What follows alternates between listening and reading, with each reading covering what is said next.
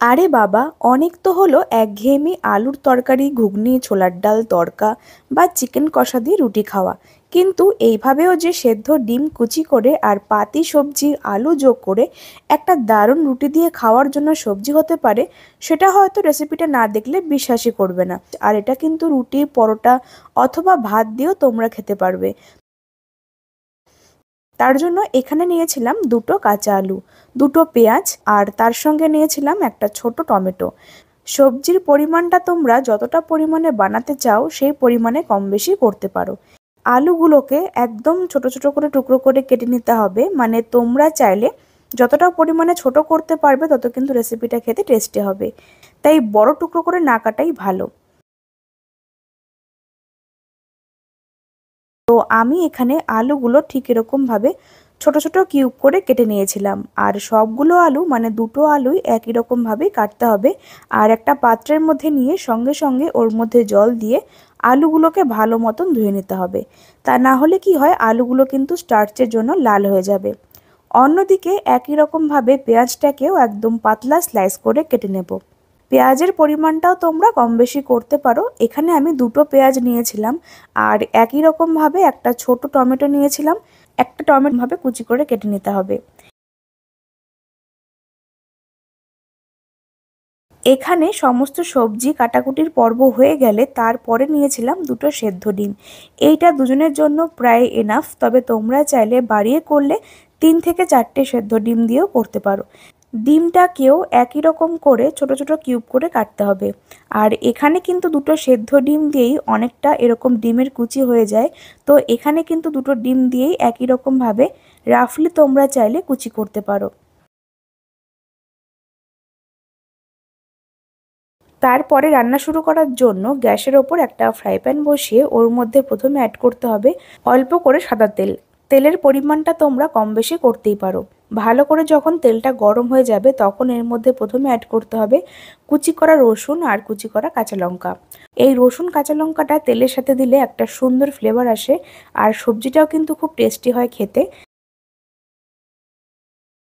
তাই আমি এখানে তেলের সাথে এটাকে দিয়ে কয়েক সেকেন্ড হালকা নেড়েচেড়ে নেওয়ার পরে তারপর দিয়ে দেবো কুচি করা আলু। আলুটা খুব ভালো মতন ধুয়ে নিতে হবে আর আলুটা এর মধ্যে অ্যাড করে হালকা ভাজা ভাজা করতে হবে, মানে 50% সেদ্ধ করতে হবে।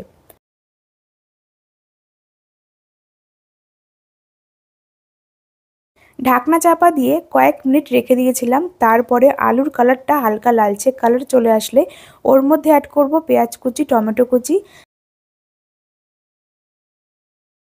তার সাথে গুঁড়ো মশলার জন্য অ্যাড করব স্বাদ মতো নুন, অল্প করে হলুদের গুঁড়ো, লঙ্কার গুঁড়ো, চিকেন মশলা, আর দিচ্ছি জিরের গুঁড়ো।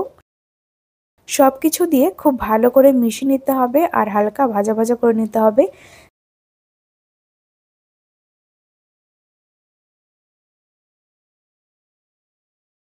তারপর ঢাকনা চাপা দিয়ে দেবো কিছুক্ষণের জন্য। এতে করে কিন্তু বেশ ভালো মতন সমস্ত কিছু গলে সেদ্ধ হয়ে যাবে।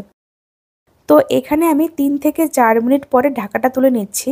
আর এর সঙ্গে একটু জল মিশিয়ে নিতে হবে যেন এটা নিচ থেকে লেগে না যায়। এই সবজিটা কিন্তু রাতে রুটি পরোটা দিয়ে খাওয়ার জন্য বা সকালেও হাজবেন্ডের লাঞ্চ বক্সে বা বাচ্চাদের স্কুল টিফিনে রুটি পরোটা দিয়েও সার্ভ করতে পারো। খেতে কিন্তু খুবই টেস্টি হবে।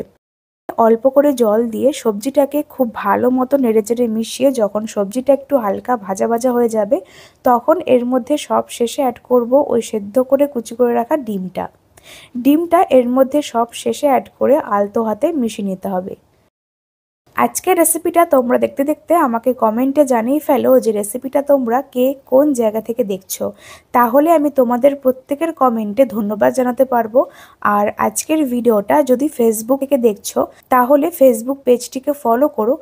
আর যদি ইউটিউব থেকে দেখছো তাহলে চ্যানেলটিকে সাবস্ক্রাইব করে পাশে বেল আইকনটা প্রেস করো। ডিমটাকে দিয়ে সমস্ত সবজির সাথে হালকা ভাজা ভাজা যখন হয়ে যাবে তখন আমাদের এখানে কিন্তু রান্না প্রায় শেষের দিকে।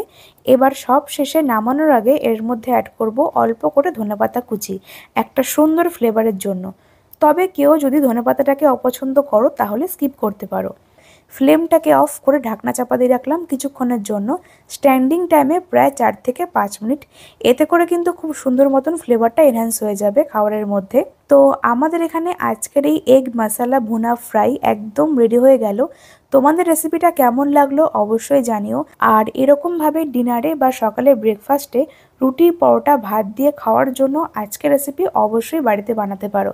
খেয়ে তোমাদের কেমন লাগলো সেটা আমাকে কমেন্টে জানিয়ে নাও। রেসিপিটা ভালো লাগলে লাইক, কমেন্ট, শেয়ার অবশ্যই করে দিও।